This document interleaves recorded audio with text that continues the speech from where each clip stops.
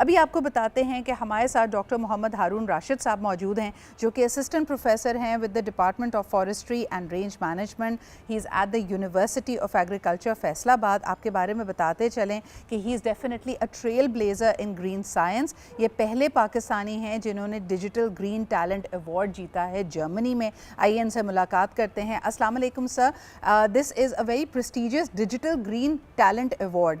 12 young scientist में से आपका इंतखाब हुआ और आपको ground breaking work in sustainable forestry, climate change mitigation and bamboo based carbon sequestration projects के लिए सराहा गया। बहुत बहुत शुक्रिया डॉक्टर हारून हमारे प्रोग्राम में हमें वक्त देने के लिए। ज़रा बताइएगा आपके जो ये यूनिक प्रोजेक्ट्स हैं जिनको रिकग्नाइज़ किया गया, उसके बारे में व्यूअर्स को कुछ आगे ही दीजिए। जी, thank you very much. I hope कि मेरी आवाज़ आप लोगों को आ रही है।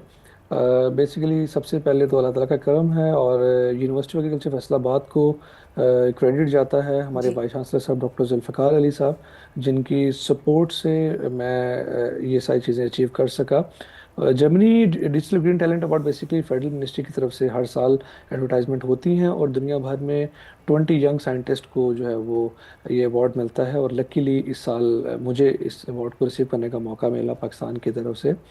और बेसिकली हम लोग जो है वो बैम्बू पे काम कर रहे हैं और जो बैम्बू है इसके बारे में बताता चलूँ कि ये 30 to 40% मोर ऑक्सीजन प्रोड्यूस करता है as compare to other tree, जी। और सबसे ज़्यादा कार्बन डाइऑक्साइड एब्जॉर्ब करता है और बहुत अच्छा फाइटो रेमिडिएटर है, बहुत ज़बरदस्त हैवी मेटल एब्जॉर्ब करता है। सही। हमें एक बहुत बड़ा रिसर्च गैप नज़र आया और हमने इस पे काम स्टार्ट किया। और इसके बाद एडवर्टाइजमेंट के बाद जब मुझे पता चला कि मेरी सिलेक्शन हुई है तो मुझे जर्मनी ने 3 मंथ्स का रिसर्च स्टे दिया, जिसकी बेस पे मुझे जी। वहाँ पे बहुत मायनाज बहुत अच्छे साइंटिस्ट के साथ 3 महीने काम करने का मौका मिला। ज़बरदस्त। मुझे ये बताइएगा हारून साहब, आपको हाल ही में प्राइम मिनिस्टर शहबाज शरीफ साहब ने भी आपकी exceptional contributions to environmental research के लिए रिकग्नाइज़ किया। This of course deserves a congratulations from our side. मुझे ये बताइएगा कि आपका जो ओवरऑल रिसर्च वर्क है, this is digital innovation with forestry solutions. Pakistan की हालिया क्लाइमेट वल्नरेबिलिटी में भी ये बात बार बार ज़ेर बहस आती है कि हम शहरों के नाम पे कंक्रीट जंगल्स बना रहे हैं, ग्रीन बेल्ट्स, फॉरेस्टेशन को बहुत ये सुकड़ती चली जा रही है। ख़ास तौर पे शुमाली इलाका जात में इस वक्त जो लैंडस्लाइडिंग हुई है बारिशों के बाद, सैलाबी सूरत हाल के बाद, उसमें भी ये बात हाईलाइट की गई कि क्योंकि वहाँ पे डिफॉरेस्टेशन इतनी तेज़ी से हो रही है, therefore we are seeing massive changes. क्या हल नज़र आता है आपको और किस तरफ हमें काम करना चाहिए? What should be the focus for every province in Pakistan? जी जी, सबसे इसलिए दो एस्पेक्ट पे बात करेंगे इंशाल्लाह। अभी पहली बात तो ये कि जो हमारे मैदानी इलाके हैं जहाँ पे इंडस्ट्रियलाइजेशन हो रही है और जितने भी हमारी ग्रीन लैंड्स थी उनको जी। जो है वो कॉलोनीज में कन्वर्ट किया जा रहा है। इसके हवाले से गवर्नमेंट को स्ट्रिक्ट एक्शन लेना है कि काइंडली हमारी जो फार्म लैंड्स हैं उनको डिस्टर्ब ना किया जाए, जी। पहला फैक्टर।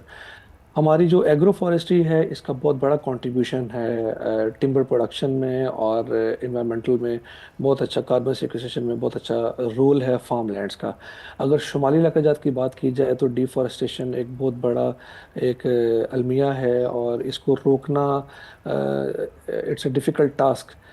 गवर्नमेंट को स्टेट फॉरेस्ट जितने भी हैं हमारे उन पे स्ट्रिक्ट एक्शन लेना है और नई पॉलिसीज़ बनानी है। जैसे कि आपने डिजिटलाइजेशन की बात की है, हमारे डिजिटल जी। टूल्स जो हैं जीआईएस जी। मैपिंग के थ्रू, रिमोट सेंसिंग के थ्रू हम लोग इस सारे फॉरेस्ट जहाँ तक हम नहीं जा सकते, हमारी रसाई नहीं है, हम प्लान कर सकते हैं कि कहाँ कहाँ पे प्रॉब्लम्स आ रहे हैं। और बिल्कुल। लास्ट आपने देखा है जी। कि फ्लड्स की वजह से पूरे के पूरे गांव जो हैं वो बह गए हैं उस फ्लड में, और लोगों को अभी भी ये सोचना चाहिए कि it's just because of deforestation. बिल्कुल हम सही। लोगों को एक फॉरेस्टेशन और रिफॉरेस्टेशन की तरफ आना एंड है आई और थिंक लाजमी वी आना नीड है। Young talented people like your self, ताकि इसके ऊपर महारत के साथ रिसर्च हो सके, हमारी टोपोग्राफी, हमारे टेरेन को समझते हुए हम इसके सोल्यूशंस लाएं, जिसमें यकीनन टेक्नोलॉजी एक बड़ा किरदार अदा कर सकती है। बहुत बहुत शुक्रिया डॉक्टर हारून हमारे साथ मौजूद होने के लिए। एक दफ़ा फिर हम सब की तरफ से आपको बहुत मुबारक हो। लेते हैं जी एक छोटा सा ब्रेक और वापस आएंगे। जिस तरह कि हमने आपसे कहा कि अक्टूबर इज़ पिंक टोबर,